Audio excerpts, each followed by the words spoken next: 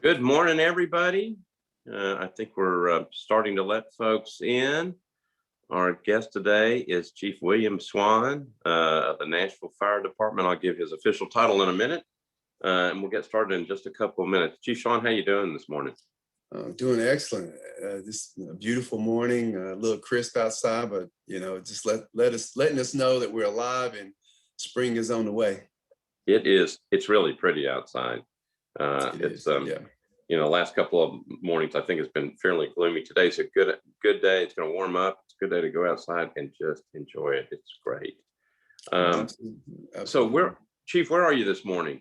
Well, actually, I am at my house in my little home office. My wife allowed me to have. She just told me not to touch anything and don't say nothing I shouldn't say and stand up straight or sit up straight. So let me ask you a question. So I have a room that I'm allowed to go into too. That's my room. But a lot of my wife's stuff is in that room, just the way it works. Did you get to decorate that room? Did you get to design it the way you wanted to? Absolutely not. She allowed me to put a few items in here that means something to me, and then she let me know where to put them. And I get the last word. She'll tell me what to do, and I'll say, yes, ma'am. Okay. All right. So in my room, I don't think I picked out the paint color. I think I was given a choice of two, and then she chose. And then a lot of stuff is up there that's really not mine.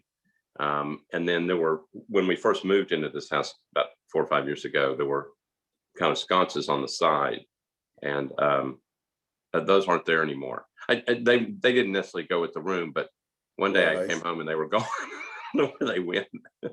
So yeah. But where she has a decorative eye, she knows how to put things in the right place. And then normally I'll come in and move something or throw something away, which is really a bad thing to do, because I feel as if you don't use it or deal with it in the last 3 to 5 years, I've been told that you can throw it away. But as soon as I get rid of it, she'll come in that room and say, where is my whatever that is? And I'm like, wow, I didn't know it was missing. So I've learned just to leave things alone. Yeah, that may be right. So my wife is actually sitting right next to me over here. You can't see her. So as soon as this show's over, she's gonna probably make me go up and clean up that room. You are revealing too much stuff. See, I understand, but anyway, it's a nice day to go clean up that room. I know. All right. Well, it is about 4 minutes after 10. Welcome, everybody. We have a great show today. Chief William Swann, who is the Director Chief of the Nashville Fire Department and Office of Emergency Management. He's got a couple of different roles that he plays. It's kind of the same area, but different titles. We have a couple of guests today. Former Attorney General Paul Summers is on the call. Welcome, General Summers. Our clerk, County Clerk Brenda Wynn, who is always fun to have on. She's on today, and Councilmember John Rutherford is on. And so welcome all those folks. We do have a couple of updates on COVID. 3 additional deaths from yesterday, 196 new cases.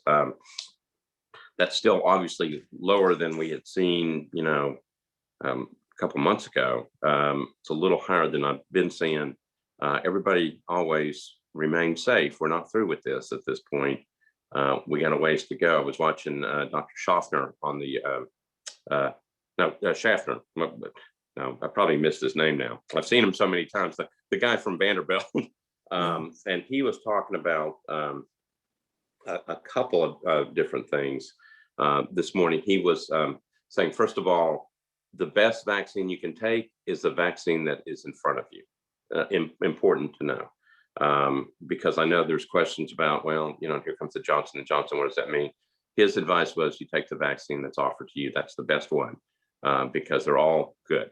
They all do what they're supposed to, which is keeping us safe and alive. And then he also, just in terms of talking about COVID, he said, we're not through yet.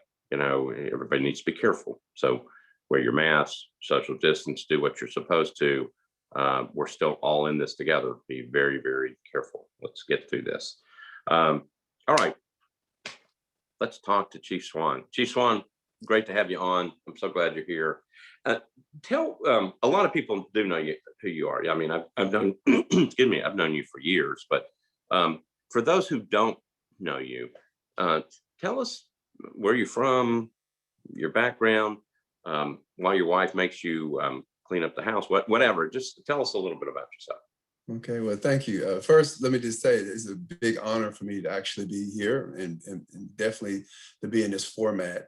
But I'm originally from Virginia. I come from a large family. My mom and dad had 18 kids, and I'm actually the baby of the bunch. Of course, I'm 53, and I was in the military, and that's what really brought me to Tennessee, with my last duty station being at Fort Campbell. And I've always had that servant mindset and a heart. And when I got out of the military, I was sort of searching for something that was similar to the military. I had that itch, you couldn't scratch. And then lo and behold, I was blessed to get on the fire department in 95. So I've been on the fire department. It'll be 26 years in September. And come up through the ranks in the department. But more importantly, then all of that, I'm married to my wife, Connie, been married for 32 years. I often say I've done everything I could do to mess that up, but she still loves me. I have 3 children, Sebastian, London, and then LA, ranging from 26, 25, and 14, and grandson that's 5 who stays with us a lot more than he should, but I wouldn't have it no other way. And I definitely I'm strong in, I have to tell you this, I'm strong in my faith. I mean, I am Christian, and I believe, of course, in my beliefs there, which I lean heavily upon because of the position and the job that I do. Every day, I just give God glory for just being able to do the job and have protection around me and my family. But very proud to be the chief of the National Fire Department that represents a host of men and women who every day put their life on the line to serve the citizens and visitors and residents of Davidson County. So for folks who don't, tell us about the fire department and the Office of Emergency Management. Let's start with the fire department, and how many stations do we have? How many people are there? Kind of generally, what is their? I mean, we know kind of what their main responsibility is, but what do they do? I mean, how do they function? Well, that's a good question, Jim. And I'm glad you actually asked that, because I think to define what the fire department is, that name in itself, it gives the impression, and it should, but it gives the impression that the fire department only make fires, which are devastating, and they have the capacity to seriously devastation to life, property, but the fire department is made up, it's really of all hazardous department. Everything from A to Z, the Nashville Fire Department will respond. That's why on any and every call that's made in 911, there will be a representation of the fire department. Either we like to break it down if you look at fire suppression, your EMS, and then the fire marshal's office, and then those how sort of break down, but we deal with everything from A to Z. We have a wide range of hazardous material to shootings, stabbings, homicides, suicides, drownings, overdose, suspicious package, unknown. Of course, we even deal with specialty areas. We have an air rescue team that we deal with. We deal with the military, both here locally under General Holmes, and then we're dealing with Fort Campbell, where we have, again, the ability to do air rescues along with our urban search and rescue teams. It's this, and a lot of times the fire department, they get lost in the midst of the nature of the call, because the call in itself may be devastating, and people forget that we're boots on the ground. We're the ones that's working on the individuals, or responding to calls that are, and I often say, you may find your typical individual or employee may make respond to more calls and see more things in one shift than the average person will see in their whole life. So it's truly a calling and a blessing. And then we have to take care of the mental health of the men and women too, because it is, you deal with the worst of the worst. I mean, you see things and I can't, just from being a medic myself, I cannot even remotely tell you how many times I've worked on individuals and lost their lives. But I like to harbor on the great things that we do, and just to make a difference in a person's life. When their life is turned upside down, you call 911, somebody from our department will come and they will try to make whatever upside down right side up. And that's an amazing job. And then the Office of Emergency Management, Jim, is umbrellaed under the fire department, which it should be. It's a perfect hand in glove fit. And the Office of Emergency Management under my care really is like a resource gatherer, and we manage all major incidents that happen in the city that's too big for one entity.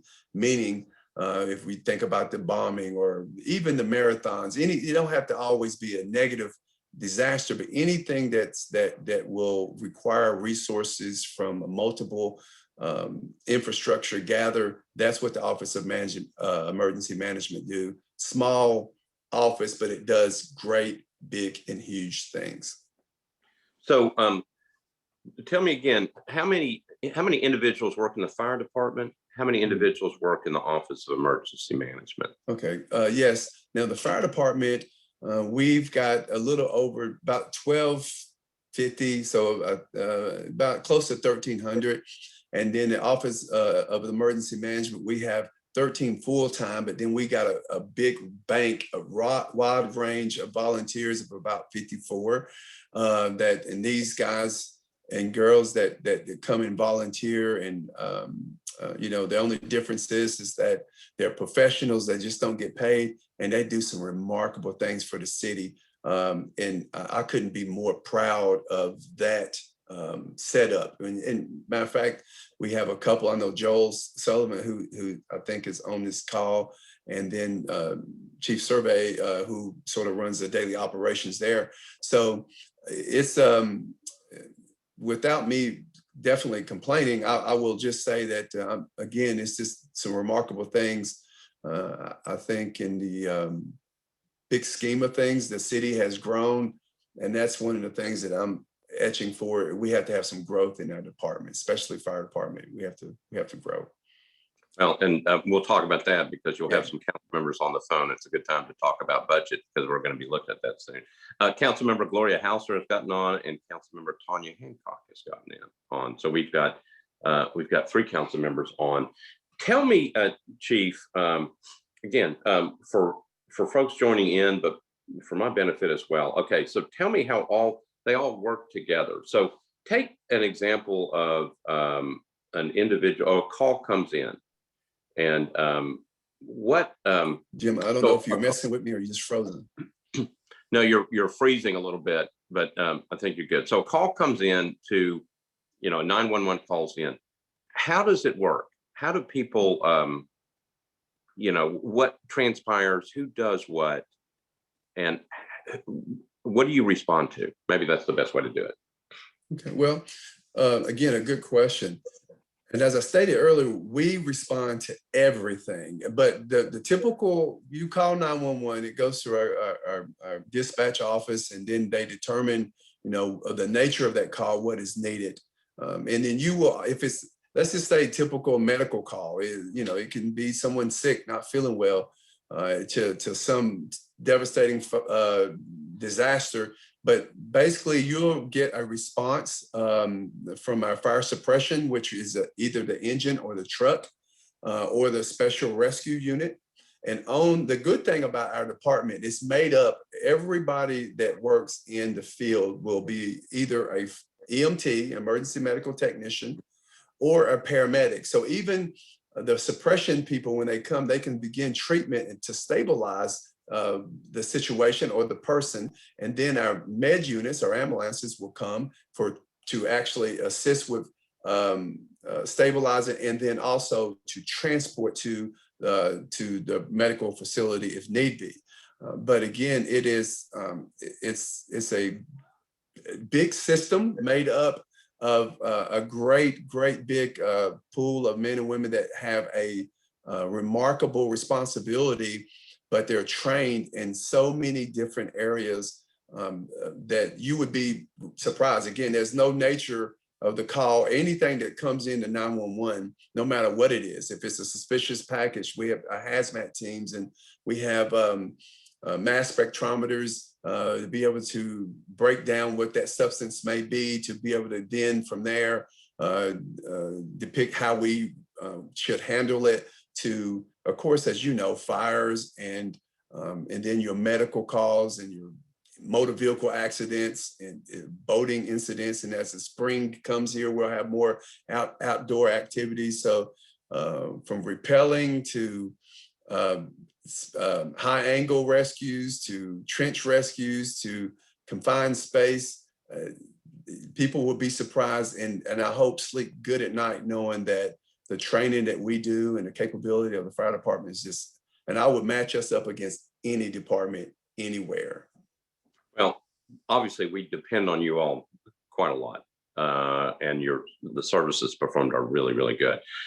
So one of the questions that came in over the week was, why does it take so many vehicles to respond? So take us through, let's go through a couple different scenarios. So 911 calls in, someone's having a heart attack. You all respond to that.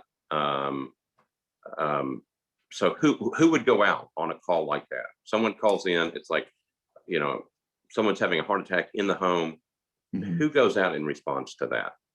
Well, and I'm, again, another great question. So if it's a residence and a person is having chest pain or a heart attack, and they call 911, you will get a fire engine or a fire truck, because again, those personnel have the absolute ability and training to stabilize you from doing everything from giving meds to doing CPR course to putting the proper things in place.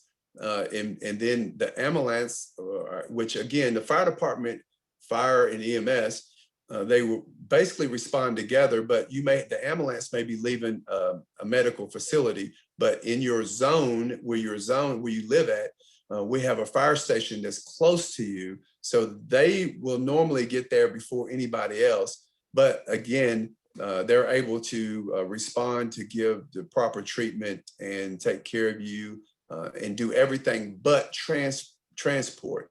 And so that's why it's so incredible. When you think about the Nashville Fire Department, our capability of the men and women that respond to you, they're able to do any and everything. So, and then I think along with that question, I would like to answer, why do we send so much equipment? And this goes back to, and Jim, I know you know this, and many council members, and the mayor, Mayor Cooper, he definitely understands this because he ran off of public safety and the importance of it. As the city has grown up, it's also grown out, but our department in the last 2 decades have not grown any, and we have to get more personnel to grow along with the city. And so when we have an incident, a lot of times, especially if it's a fire or something that requires a lot of personnel power, then we'll send out more equipment, not so much because we need the equipment, but we need the personnel off of the other equipment because we're so short-staffed, and we're working on trying to get max staffing within the department so that we won't have to run so much equipment. Because when you run more equipment, of course, it puts more wear and tear on the heavy equipment that we have. And also it pulls other pieces of equipment out of their zone. So if you're, Station 11, and then we pull, which is, DB Todd and Buchanan, but we need so much more equipment, we may pull from Whites Creek Pike or from other zones that would now leave exposures in those other zoned areas because we needed the personnel off the equipment. So the biggest thing that we're trying to do right now is just work on staffing levels, get those staffing levels up to where they need to be. In suppression, we're about 67 people short, and I mean new FTEs, not, and then we have with our EMS division as well, overall, the fire department is probably understaffed by about 135, 140. But when you start talking about suppression, what we're particularly talking about, we need about 64, 65 personnel to get us where we need to be able to do our job as efficiently as we can. Let me ask you this, because two questions popped up, and I wrote down the number of people that you're short. But in terms of if people really wanted to know, how quickly can you get to a call? You've got, obviously, you've got stations all over different parts of the city, but basic time frame from when the call comes in to one of your units, or maybe a couple of your units, getting to the location. How quickly can you do it? Well, as you know, there's a lot of variance there because it's always depending on the time of day it is, and then was that station on another call and they're having to pull them from another zone. And also, but let me give you a typical what we try to do. We try to make, and we have 40 different stations in Nashville. Because as I said earlier, the station, Nashville is not just growing up, but it's growing out. Now we're touching, you can't tell if you're in Smyrna or if you're in South Nashville. You just don't, because again, we're growing out. So we definitely need more staffing. We need more stations. But your typical, when that call comes through, we would love we like to get to that residence or to that call within 3 to 5 minutes. Now, does that happen all the time? Of course not. But that's our goal and a set standard that we try to meet. But again, a lot of variance because, it could be the time of day, traffic, that plays a big role. And then along with that, depending on the type of incident it can be, we may get there in 3 minutes, but we don't have enough staffing to manage that scene. So we have to wait for other equipment to get there that's not close to that zone just because of OSHA, the 2 in, 2 out, meaning, we have to have there's actually a formula that is used for safety purposes. How many personnel do it take to manage a scene? And that's very difficult, especially when you're running, under bare knuckles as far as staffing levels. But one thing I will say, we're very creative, and this department has done some great and amazing things to enable for fast response, and then to be creative and making sure that we respond properly and then do what we're sworn to do. Okay, so two-part question. Little bit about the status of the equipment, because obviously you need equipment. How are we doing in terms of the technology and the age of the equipment? And the second one is like a new station. If we were to get a new station, if we needed a new station, and we may need some new stations, does that depend on obviously you got to get more employees, we got to fund it and all that other stuff. But I'll break it up into two questions. So first one is the status of the equipment, and then I'll go to the fire station. How are we doing? How are we doing on that? Well, thank you. Well, I was happy to announce that under this administration, we actually our capital spending this year, we've got about somewhere around 15 million that was given to us for heavy equipment. So, and I will explain that our equipment, our apparatuses, our engines, our trucks, our ambulances, and then of course special units that we run. They are very expensive. A ladder truck, for instance, is $1 million. I'm just going to round off. It's $1 million. A fire engine can be close to $600K, and then our other units can run close to $700K, and then your medical units, your ambulances can be for $350 to $400K. So they're very expensive, but I always say, you're worth that expense. But when you talk about the wear and tear on those pieces of equipment, the standard is for most of these pieces of equipment, you would hope that they last. For instance, let's use a truck, an aerial apparatus, which costs $1 million. You would hope you have 12 to 15 years, but in some cases, in 8 years, we done ran through it because we run those pieces of equipment up and down the road, making responses. We run them ragged. I mean, the engines and the ambulances, but again, we have to do that because the call volume. So that was a big concern for us this year, in understanding the age of that fleet and the cost of it. But we was happy. We need about 30 million really to replace everything that we need, but we were happy to get that, at least that big portion of it, to be able to take care of those bigger and heavier apparatus.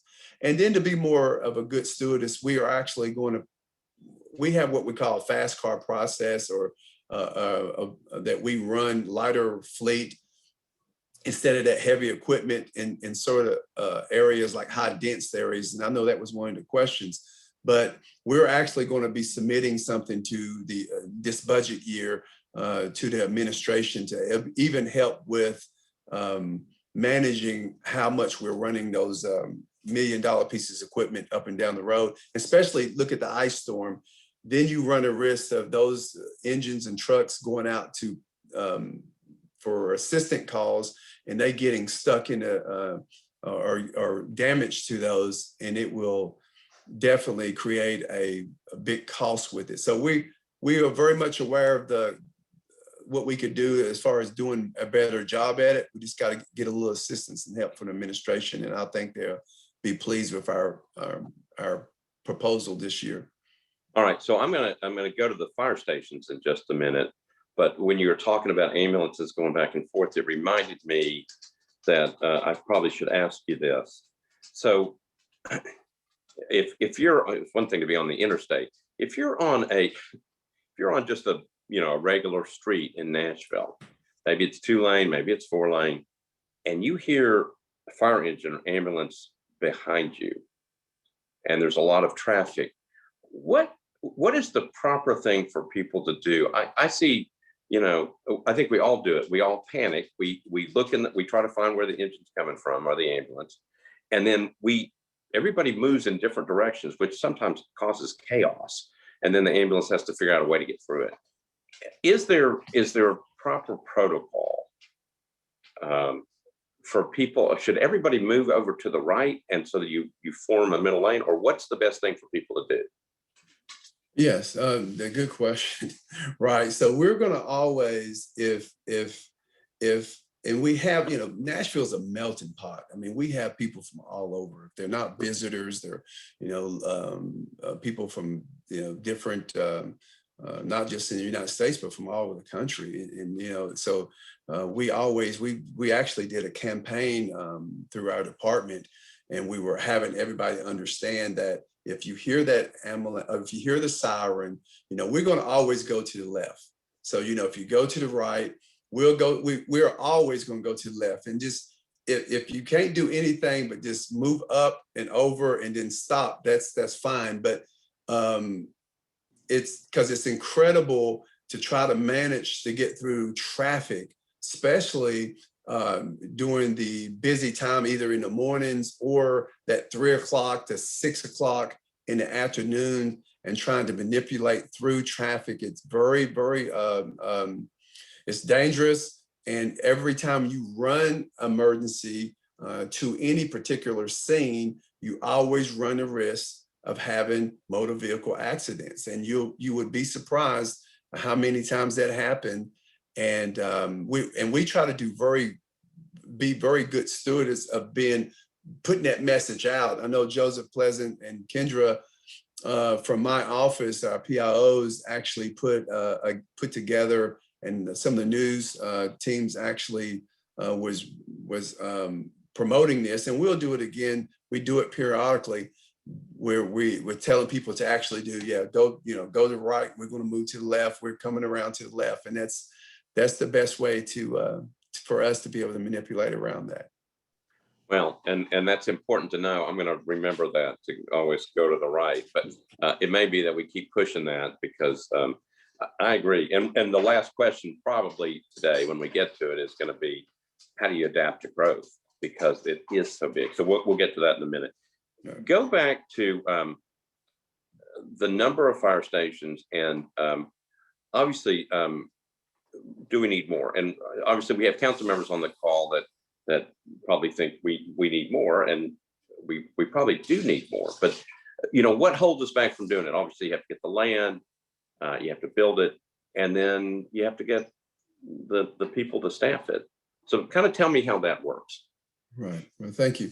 Well, it sort of goes to, do you get the cart before the horse or horse before the cart? So right now, the focus that I have, we know that definitely we do need more fire stations. And we know that because we can do, Nashville Next, and we can look at our data as far as how many run volumes, where it's coming from. We can pretty much identify areas that we know we need because of the growth in that area where we need more stations. And but currently what we're trying to deal with is just getting the current situation that we're in, our current 40 stations up to proper staffing. We have to do that before we can even move forward to open up new fire stations.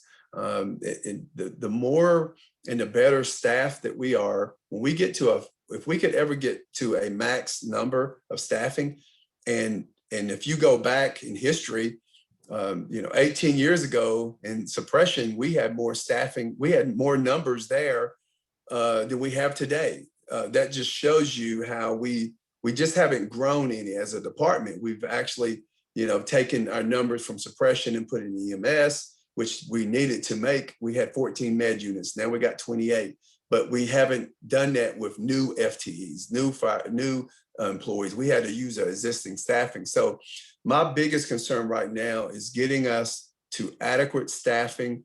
So then from there, we already have identified in the four corners of Davidson County, if you would, areas that we know we need to put new stations there. And you'll be surprised. You're right, Jim. It's a whole facet of things that has to happen. Number one, you got to have proper staffing, and then you have to find the land. We have to at least have 2 acres in order to build upon. But with Metro Council, and I'm not going to name any of them, but there are some that even have inquired, if you come here, we'll give you the property. We got people who has done that, and which we're very appreciative of that, because that does help with the cost. But building a fire station is anywhere between 14 million. And then when you start talking about staffing it, depending on how many pieces of equipment that you have there, now you're looking at that number of staffing going up maybe 60 to, again, it just depends on what pieces of equipment you have there. So it's a very, very costly, expensive number. And I will say this, the Nashville Fire, any fire department for any city of our size is very costly because of the equipment and what it takes to operate. But again, my question, are you not worth that? What's the cost of a life? It is, I even had someone said it was a necessary evil. I said, well, if you want to consider it a necessary evil, that's fine, as long as we're necessary. Most people that appreciate the fire department is because they've needed the fire department. And we're just like insurance, you don't like paying your insurance, but man, when something happens, you're just grateful that we're there to make that call. Well, so let me ask you this, and it's something that I just haven't seen in a while, but I'm sure it's there. Do we have a kind of a map of Nashville and kind of an understanding of, what, based upon, and I'm getting to my last question before I want to, but it's, what, in order to meet the needs of the city now and in the future, where do we need, what do we need in terms of new stations? And then what do we need in terms of personnel, and to make sure that we do what you say and protect the lives of our citizens? Right. Yes, we do. And I hinted around to it, I think, at the beginning of the conversation, but basically what we use is data. We don't just never just throw up an area or a suggestion without having proof and data of it. So as you know, you're familiar with Nashville Next, and then we use our hot heat maps that will actually call volume. We can document and show exactly where the volume of calls are coming from, and actually accumulate a formula that will usually just line up real good with other indicators that this area is in need of more care. And how do we do that? Well, because if we're making a significant amount of calls in a certain zone and it takes us X amount of time to get there, we know that that's not a standard of ours. We don't want that to be a standard. Again, when someone calls 911 and they're having an emergency, listen, they want the world to stop and they want it to evolve around them. And I completely understand that. And our job is to come in and to try our best to make you feel like everything evolves around you. But again, that has a lot to do with us being able to get there quickly, efficiently, and effectively, and then also be able to do the job that we are expected to do once we get there by having the proper amount of personnel and equipment. Hold on, let me stop this phone from ringing. I'm so sorry, forgive me. Sorry about that. But again, Jim, so it's there is a formula, and there's a way that we can say safely, yes, we know that in a certain area there is a true need for a fire station there because of the nature of that, the growth of that area, the call volume that we've seen over the last X amount of months, and also according to Nashville Next in other areas, we see that the potential growth there is going through the roof. And then when you start talking about building that fire station, again, you're looking at least 14 million. And then how many people do you need there? We're going to have an engine, a truck, and an ambulance. You're looking anywhere between 50 to 70 people. And then if you look at the cost of that, which again, everybody loves to look at numbers, and for us to break it down, for instance, 20 firefighters is about $2.1 million. That's, let me say, 30 firefighters is about $2.1 million. So you look at, is it expensive? Yes, but it has to happen because we have grown, and everyone knows the growth of Nashville. But one area that we have not grown is our department, and we're pushing hard, and we're thankful that this current administration understands that. We have to, in order to do what we're expected to do and to be great at it, and that's what we want to give, is a 5-star service. We've got to have proper staffing and equipment. Is there, because getting questions from different people, is there a time, or has there been a time where we're just completely booked up? And I'm not talking about, I mean, obviously if there's a major emergency in one area, there's a shift, but I'm talking about regular basis. Are there times where we don't have enough, like we don't have enough ambulances to get to a scene? Yeah. Well, right now we've got 28 med units that we have that operates on a daily basis.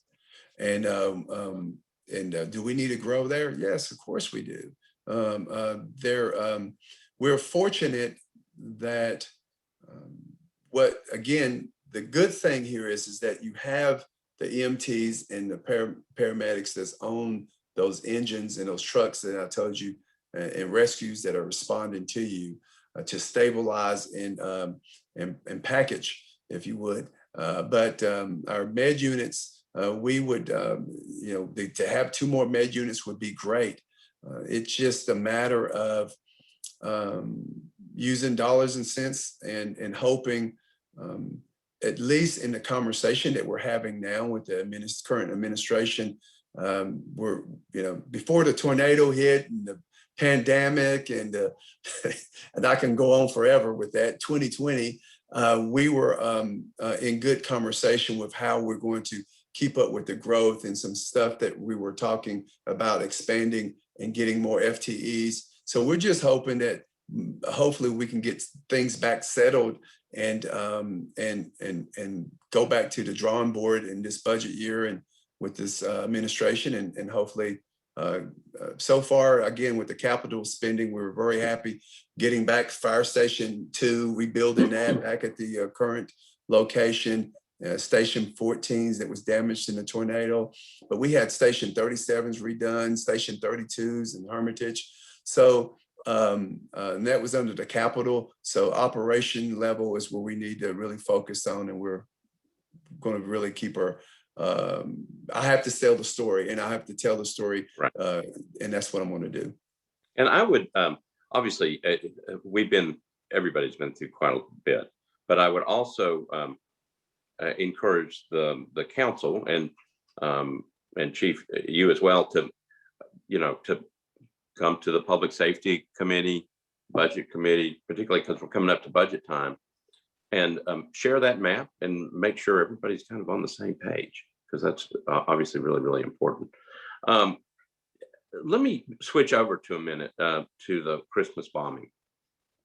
You've done a great job of kind of explaining how everybody does different things, but tell us a little bit about the bombing from your all's perspective, and then particularly how you have to work with the police department to make sure that not only are people safe, but you all are safe as well.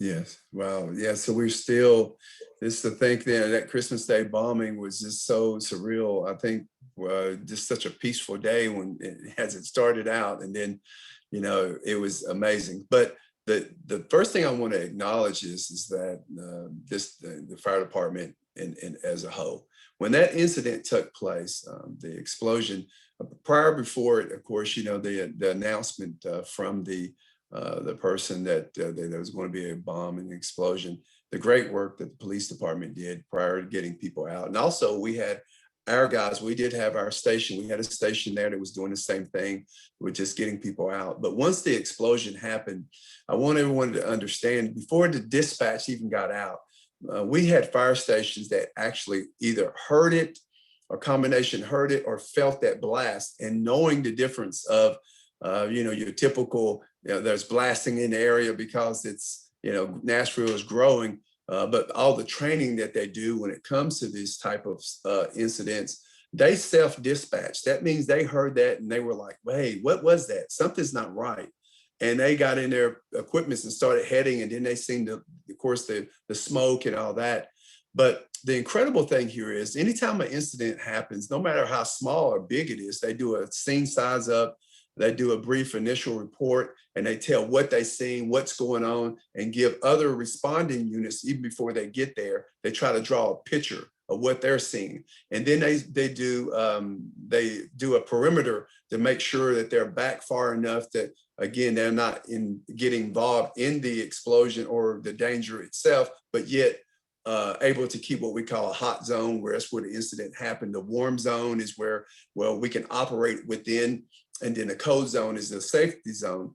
But the remarkable thing the men and women did was get on the scene. They made sure, was there any victims, anyone that's injured? Is there anyone trapped in the debris? And then they had the fortitude to understand that this is something different. This could be an intentional detonation, and they did not do typical extinguishment, meaning they held up on throwing water or foam, which is the typical call, because they knew of the suspicious nature of that. And because of that, it was they were very much complimented from the ATF, and of course the FBI and Secret Service, well, FBI and ATF partnership was just blown away by that. So our guys being able to acknowledge it and recognize it.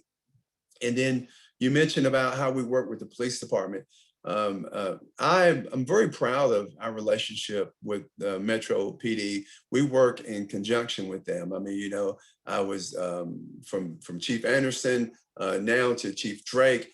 We got a strong partnership, and the department works well together. Our special ops team work closely with theirs. So we've got a good bond, which helps us, because most other cities, if you talk to them, the municipality, instead of it being Davidson County and you have fire and PD, you may have 3 different fire departments inside of there, or they may have 3 different police departments inside of Davidson County. We have one. So it gives us a great relationship. We work well together.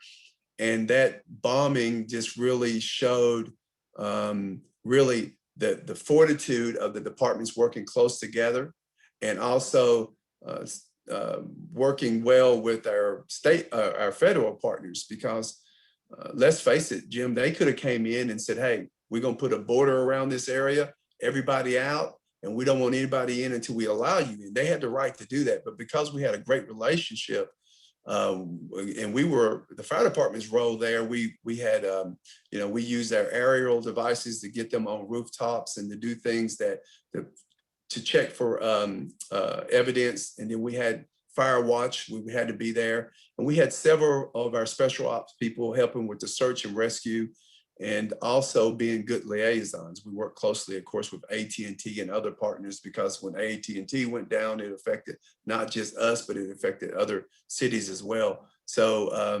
they could not, it made me proud, because again, they were just speaking so highly about our city, and especially the fire department and Office of Emergency Management. Well, kudos to your staff and the police for handling of this. But just watching from the outside, you could see the connections and everybody working together. Let me ask you a more specific question, and maybe it's just not necessarily tied to that bombing day, but obviously there are plans in place to deal with situations.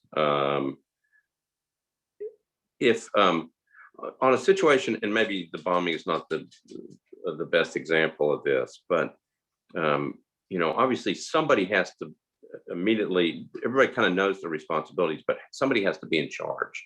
Right. How does that specifically work? I mean, everybody had their responsibilities, but somebody's having to make some decisions fairly quickly. So fire department's on the scene, police department's on the scene. Do people come together? Basically whoever's the lead on it from both sides gets together and say, okay, we've got this part, this is what we're doing, we're going into action. You all handle this part. Who takes charge initially? Obviously the FBI in this case had to come in, but who's responsible right away? And so earlier we talked a little bit about the role of the Office of Emergency Management, and how does that work, and how does that come in play?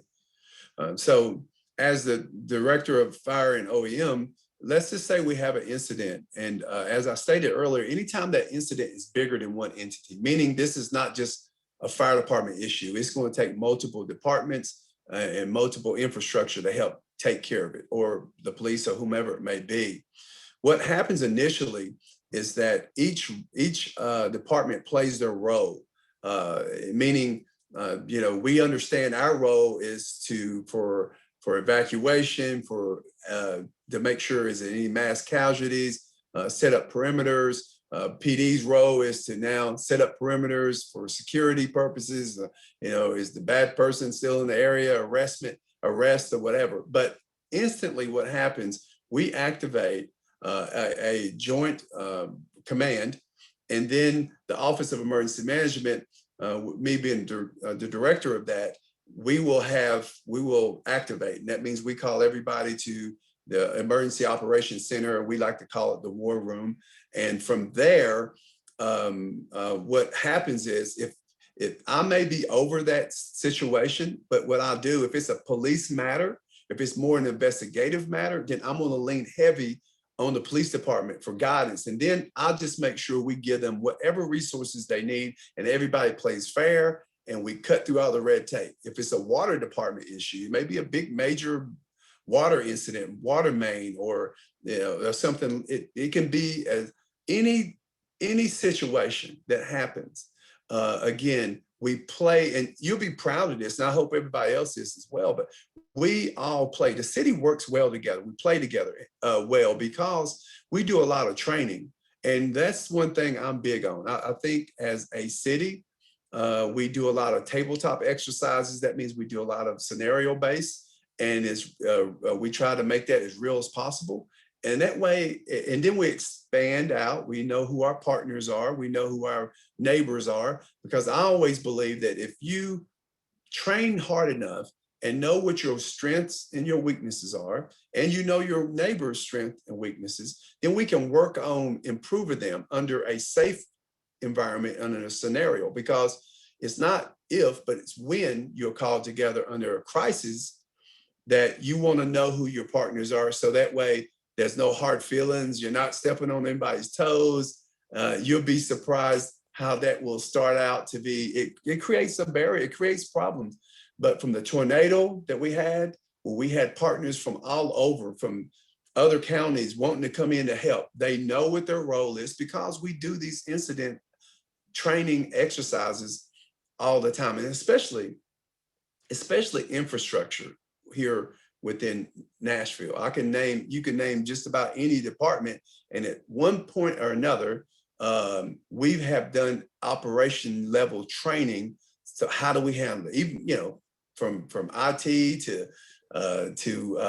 parks to social services to dealing with our homeless, dealing with any and every incident. We try to make sure whatever scenario that we can see or deal with, we do it under a tabletop so it will make us stronger if it ever happens.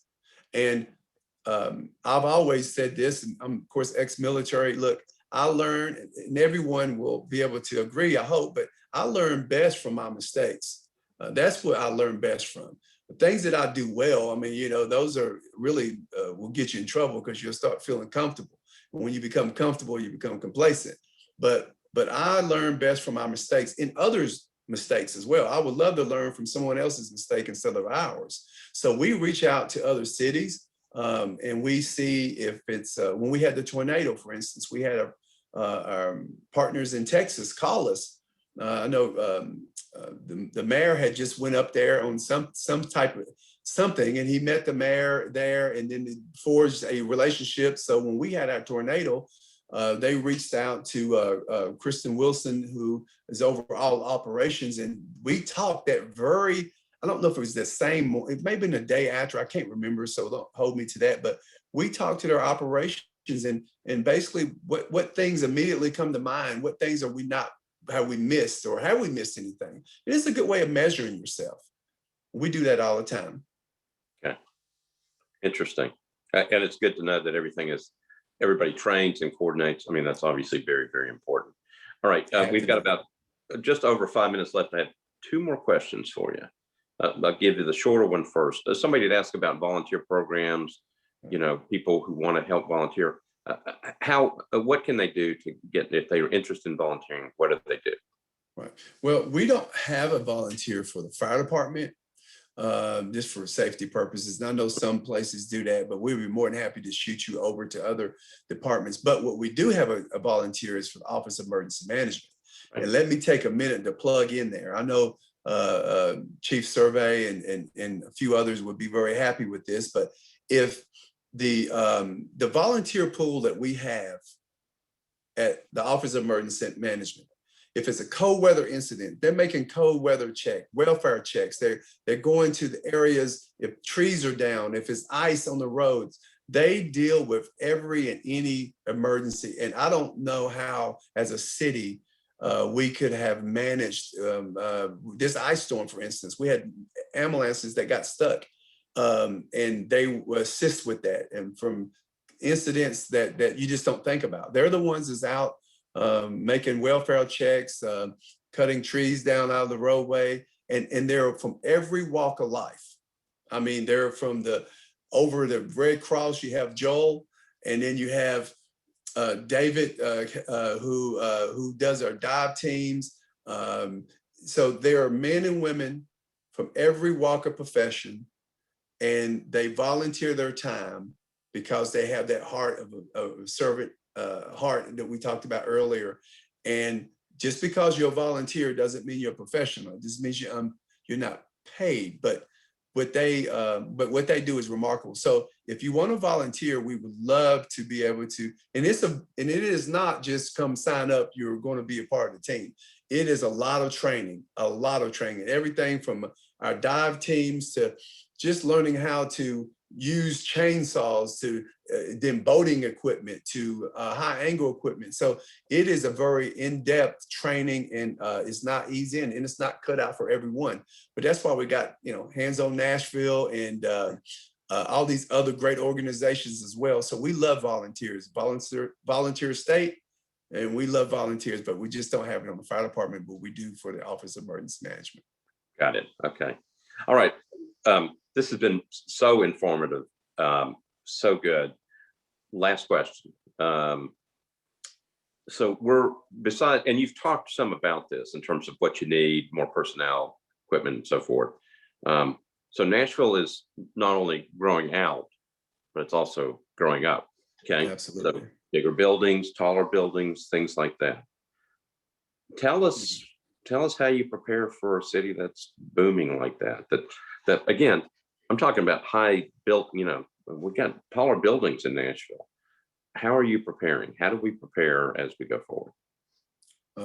Well, I will tell you that the first thing that we do, we always, the philosophy and the part of the vision is you got to be relevant to the times that you're in, but always be reaching for the future and knowing what it's going to take to make us relevant in the future. And when you start talking about the high rises that we're dealing with and the tall and skinnies, and then the density, just where you have so much crammed into so little. And then you got these big apparatuses, the engines, the truck. How do we manage to get in and out of these areas?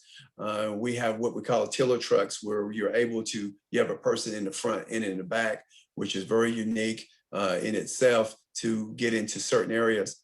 But but to get even farther into that, we have the fast car process that we talked about. Our fast car is this, it could be a UTV, it could be a SUV, where we're able to carry for medical instances. We can get in and out of the areas quicker, faster, so that it doesn't run a risk of crowd control. We have our UTVs, which we have some that's set up for medical wise. We use those on big events like, if you have the 4th of July, or you've seen a good one would be the NFL draft, for instance. Everyone could think about the mass number of people that was there. Or during hockey, I know, Jim, you talked about the hockey, you're a big fan. But when you have those big events, and anytime you go downtown Nashville, I mean, we've got COVID right now and it's slowing things down, but eventually we're going to get back to normal.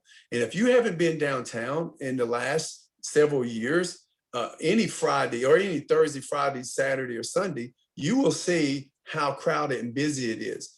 And then we have to have, just to manipulate through personnel. But when you talk about high rises, then we have hotel packs and things that we have, without getting in the weeds with that, with the capability of connecting to the building itself, supplying more water into it, and the individual floors have water capability, of course. But we have special UTVs, special vehicles that have the water capability on those. And that's the thing that we're looking at in the future, being able to be still relevant, still able to do the job and be efficient without causing more harm or more danger. But that is a serious battle that we're dealing with, Jim, and we're dealing with that everywhere. And especially if you haven't, like I said, if you haven't been downtown in the downtown area, you will be amazed at the high rises that's going up, the tall and skinnies, and the way, again, people are trying to get more into less. And it's scary because when you start talking about the possibility of fires and how quick a fire can go through an area, you've seen the apartment fires, but when you start talking about these other developments, I got to be careful when I say that, because I don't want to either be negative or scare people either. I mean, it's just a fact that's just, and you asked a great question. It's just making sure that we have the proper training, proper equipment, and proper staff to be able to manage any situation that we deal with. And Jim, that's the thing that I'm going to be always, as long as I'm the chief, I will be trying to sell that story, and hopefully the mayor and all the way down to our council will hear that and understand it. And then the way buildings are being built today too, let me say that they are more fire conscious. And so it's a combination, Jim, of just about any and all the things that I spoke about. Proper staff, proper training, proper equipment. I think you're telling us what we need to know. Absolutely. Thank you for being our guest, for telling us the truth. Thank you for being the chief.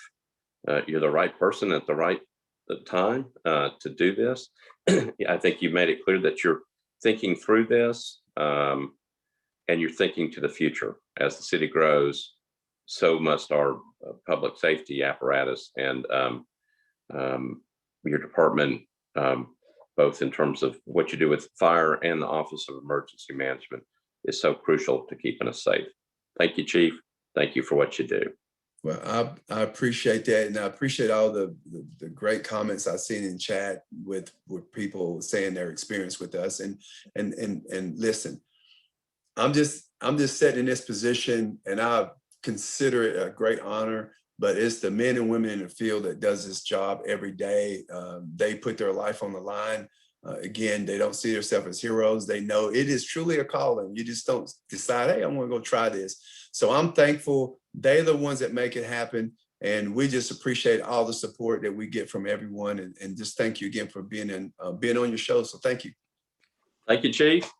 Next week, we have Mark Deutschman, urban developer. Just going to talk about some of the things you've been talking about and all this urban infill. So join us next week. Go out and have a wonderful weekend. Chief, once again, thank you. Tell your staff, thank you for all of us. Everybody be safe. Enjoy the weekend. Thanks, everybody. Thank you.